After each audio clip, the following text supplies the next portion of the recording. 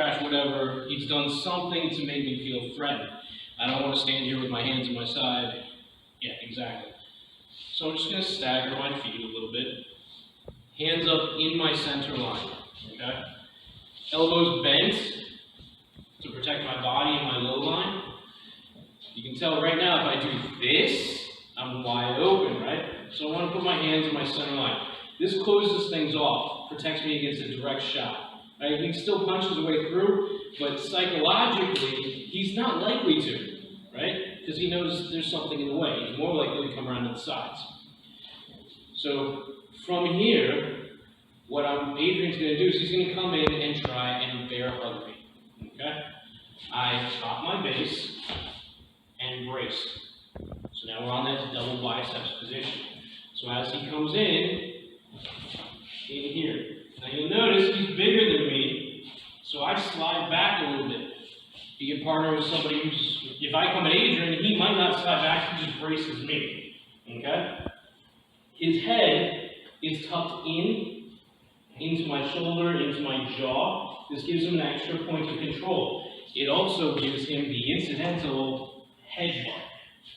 Okay? So there's your first offensive tool right there. So I come in here, he's in passive hands up, right?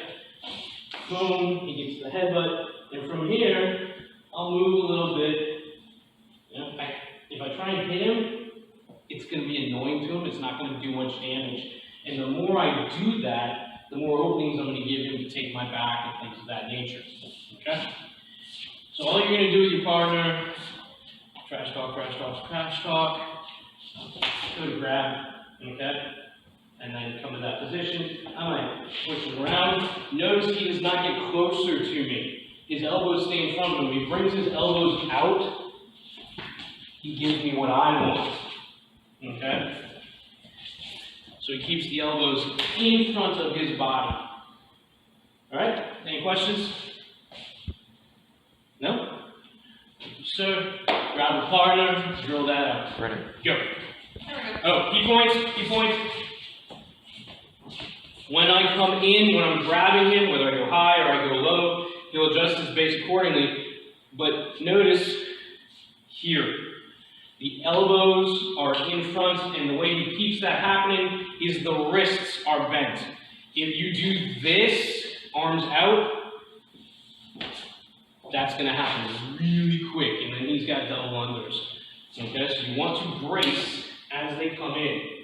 Okay? So you can see his wrists are in a clamp. Any questions? All right, break.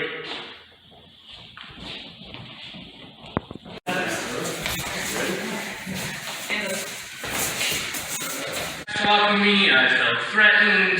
He goes in to grab me. I'm here, I'm base. Maybe I give you his headbutt in. It's always fun.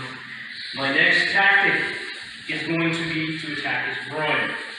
Now, in the posture we're in, my front leg, the one that's got the line to the groin, is the one in front. So I'm going to river dance real quick. Notice I don't pick up and change because I've got somebody pushing against me or pulling against me. So it's that quick top. There. Load and give them the shin. Okay? You might be able to knee them. If it was Lenny coming at me, I might be able to. He's my height. Adrian is much taller. So if I'm in here braced on him, his crotch is too far away. Okay? So when he comes in, boom, bam. Okay?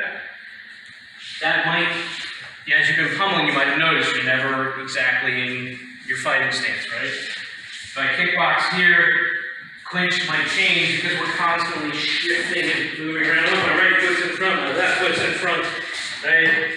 So we'll come over here on the side, maybe we end up here, right? So here it's easy, bam, I get that right off the bat, okay? You want to throw your rear leg because of the structure of the force against you. If I try and do a pendulum like this, see how well that worked for me.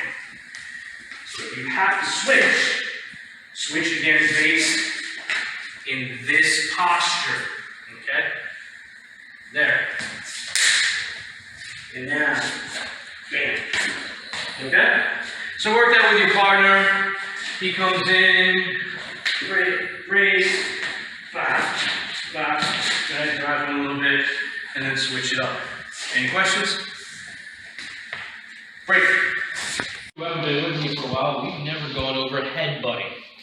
Okay? We're not going to really go over it in depth here today, but we are going to go over using your head for control.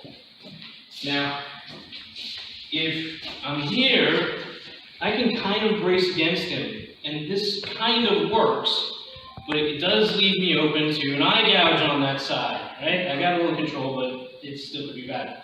The other thing is, in this direction, I don't have as much control of my head. So I go here, and I'm literally taking the crown into the side of his jaw.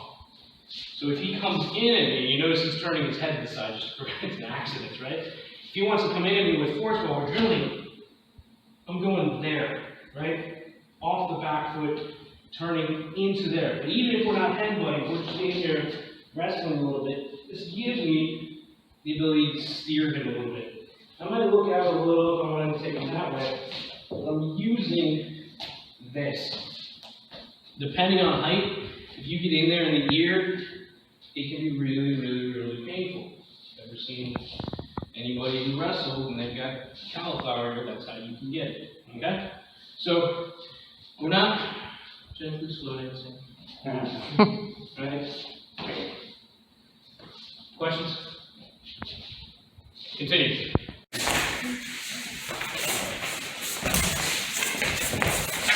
Some of you might be discovering as you pummel. Again, we're not doing this just by rote.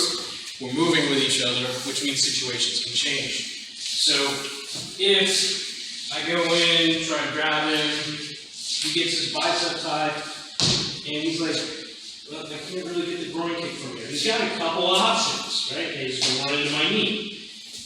One, he's got his head here, he's got a clinch here, he can steer me. What happened there? Okay? So you're pummeling position, you're not just trying to shove them back, you're using them like a steering wheel. Okay? Your head goes in there too to steer, to open the crotch up. The other option he has, not what we'll cover today because the mats aren't down, but if he's really bladed on you, all he has to do is slide that foot behind me, continue to use me as a steering wheel.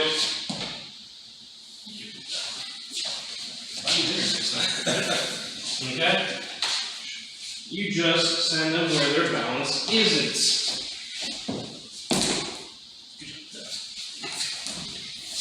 Okay? So try that. As you encounter that situation, some people are more used to this fighting posture, so when they get into clinch, they maintain that. If you can see the back of their ankle, you can sweep them. Okay? It does become a toss-up when you're in clinch situations. Not so much in mixed martial arts, because you can't kick to the crotch. So if we're in this pummeling situation where we're wrestling or we're competing, I'll base here because I'm safer. If he kicks me in the groin, it's an accident, he's going to get a penalty, right? But self-defense, I might need to be a little more narrow because anyone can kick anybody in the groin, right? So I got to be aware that an untrained fighter sees a crotch, he's going to kick you in the groin. A trained fighter sees a crotch, he's going to kick you in the groin. Okay? All right. Go. Thanks. Yeah. So, you kick someone in the groin, things tend to happen. So we're going to go over a couple contingencies that we can use. So Adrian comes in on me, I get my frame, I go for the groin kick, he staggers backwards, my hands are already in center line, jab, cross. Okay? So depending on what's happening, the structure might be broken like you just saw. If I get broadside of that jaw right there, that's usually the end of things. Okay? So one more time, he comes in, I brace, make sure you get your elbows in, right? If your elbows are out, it's very easy for them to take the inside line, and they don't even have to be trained to do it, right? So you're here, boom, 1, 2. sure they are straight line punches. You have the inside line here. Even after he staggers back, if I open up and he's got any wherewithal, now it's a bad day for me. So maintain your control of the center line. 1, 2. Okay? Jab cross, cross jab. I don't really care. Just go straight down the middle. Got it? Got it? Sit. Break.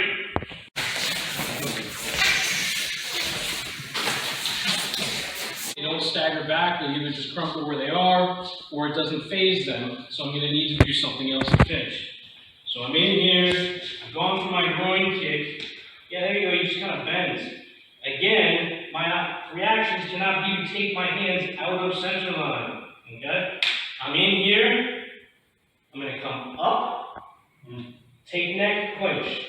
If I want to knee him in the groin, now I can knee him in the groin because I have him bent over. Okay? Whichever shoulder I have brought him to, I bring him to a shoulder, not to my cleavage. Okay? I am now going to take his head and put one ear up, one ear down. I'm still squeezing. You can tell he feels my top forearm on his jaw. From here, I step, I open up, I continue to squeeze, and now I can finish here. Okay? Make sure you come to a good knee on belly. Notice my posture is up. My shin is across his thigh. I'm not here because that just does everything. Right? I want to be the one hitting the groin, not getting my groin hit. Posture up. Hit, hit, hit. Do whatever you need to. If you want to transition to an armbar and sit to do so, you can. I don't recommend it. But, okay?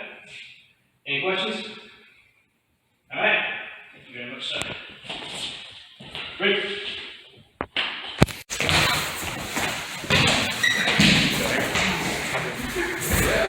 What's your problem? What's your problem?